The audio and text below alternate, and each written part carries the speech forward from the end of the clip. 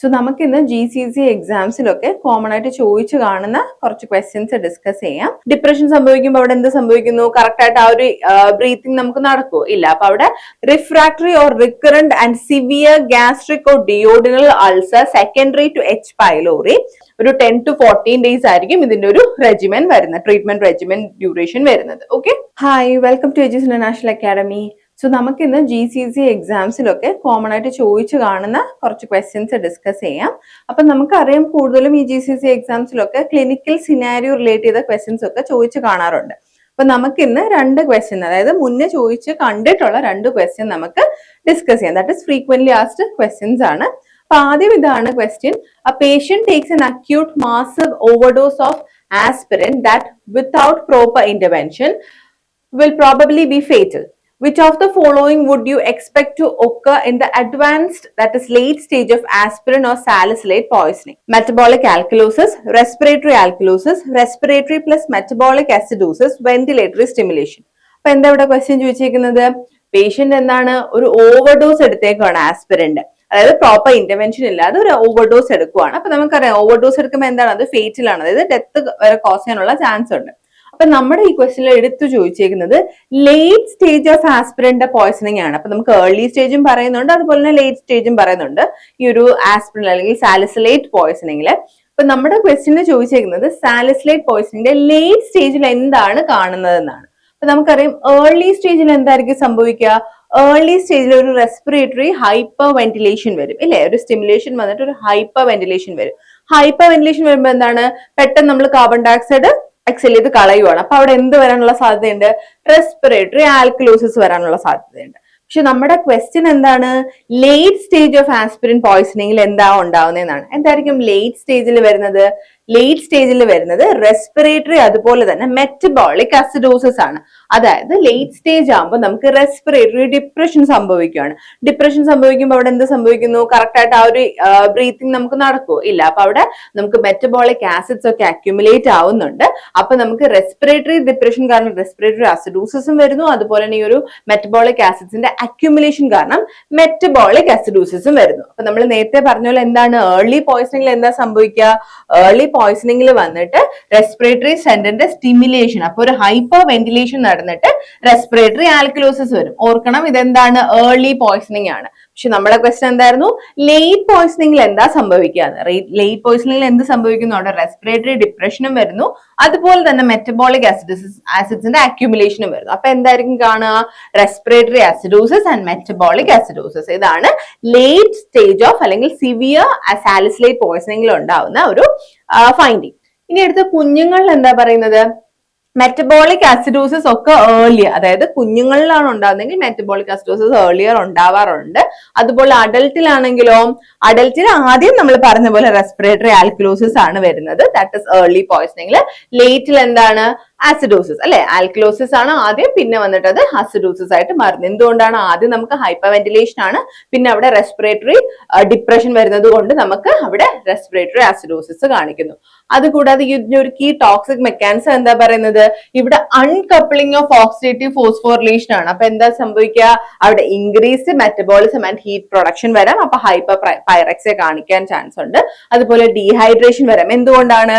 Sweating, hyper ventilation ഒക്കെ കാരണം അല്ലെങ്കിൽ യൂറിനറി ലോസ് കാരണം നമുക്ക് ഡീഹൈഡ്രേഷൻ വരാം. ഗ്ലൂക്കോസിൽ എന്താ പറയുന്നത്? ഹൈപ്പോഗ്ലൈസീമിയ ഓർ ഹൈപ്പർഗ്ലൈസീമിയ വരാം. പിന്നെ CNS ടോക്സിസിറ്റിയും പറയുന്നുണ്ട്, അതായത് റെസ്റ്റ്ലെസ്നെസ് തുടങ്ങിയിട്ട് കോമ വരാം, ഡിലീരിയം, ഹാലുസിനേഷൻ, കൺവൾഷൻ, കോമ വരെ വരാനും ചാൻസ് ഉണ്ട്. അതുപോലെ തന്നെ ഹെമറേജസും പറയാൻ ചാൻസ് ഉണ്ട്. പിന്നെ നമ്മുടെ ഫേറ്റൽ ഔട്ട്കം, അതായത് ഒരു ഡെത്ത് വരെ കോസ് ചെയ്യും എന്ന് പറഞ്ഞത് എന്തുകൊണ്ടായിരിക്കും? റെസ്പിറേറ്ററി ഫെയിലിയർ അതുപോലെ തന്നെ കാർഡിയോവാസ്കുലർ കൊളാപ്സ് കൊണ്ടാണ് ഈ ഒരു പ്രോബ്ലം വരുന്നത്. ഓക്കെ, അപ്പൊ മെയിൻ ആയിട്ട് ഓർക്കേണ്ട എന്താണ്? സാലിസിലേറ്റ് പോയ്സണിങ്ങിൽ ആദ്യം പറയുന്നത് ഏർലി പോയ്സണിങ് ആണ്. അതിൽ നമുക്ക് കൂടുതലും ഹൈപ്പർ വെന്റിലേഷൻ കാരണം ആൽക്കലോസിസ്, റെസ്പിറേറ്ററി ആൽക്കലോസിസ് ആണ്. ലേറ്റിൽ എന്തൊക്കെ വരാം? റെസ്പിറേറ്ററി ഡിപ്രഷൻ കാരണം റെസ്പിറേറ്ററി അസിഡോസിസും മെറ്റബോളിക് അസിഡോസിസും വരാം due to accumulation of metabolic acids. Okay, അപ്പൊ നമ്മുടെ കറക്റ്റ് ഓപ്ഷൻ ഏതായിരുന്നു? ഓപ്ഷൻ സി ആയിരുന്നു. ഏതൊക്കെയാണ്? മെറ്റബോളിക് അസിഡോസിസും റെസ്പിറേറ്ററി അസിഡോസിസും, അല്ലെ? ബാക്കിയുള്ളത് എന്തായിരുന്നു?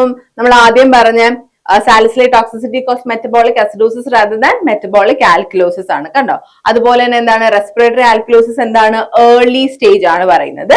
പിന്നെ വെന്റിലേറ്ററി സ്റ്റിമുലേഷനും എപ്പോഴാണ് വരുന്നത്?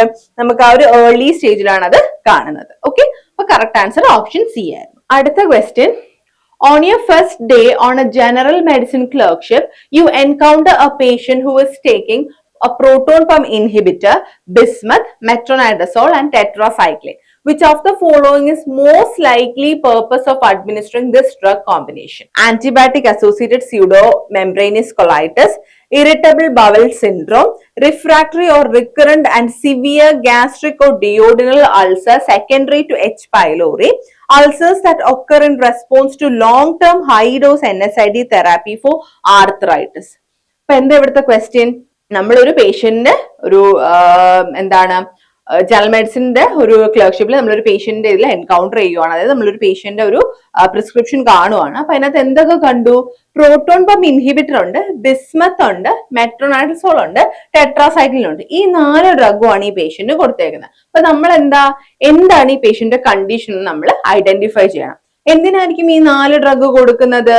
പ്രത്യേകിച്ച് ഒരു പ്രോട്ടോൺ പമ്പ് ഇൻഹിബിറ്റർ, അതുപോലെ തന്നെ നമ്മുടെ ബിസ്മത്തും പിന്നെ ആന്റിബയോട്ടിക്സും ആണ് കൊടുത്തേക്കുന്നത്. എന്തിനായിരിക്കും ഇത്രയും ഒരു കോമ്പിനേഷൻ കൊടുക്കുന്നത്? എച്ച് പൈലോറി അല്ലെ? എച്ച് പൈലോറി ഇൻഫെക്ഷൻ വരുമ്പോഴാണ് നമ്മൾ ഈ ഒരു കോമ്പിനേഷൻ ഓഫ് ഡ്രഗ് കൊടുക്കുന്നത്. അപ്പൊ എന്താ ഈ പേഷ്യന്റെ കണ്ടീഷൻ?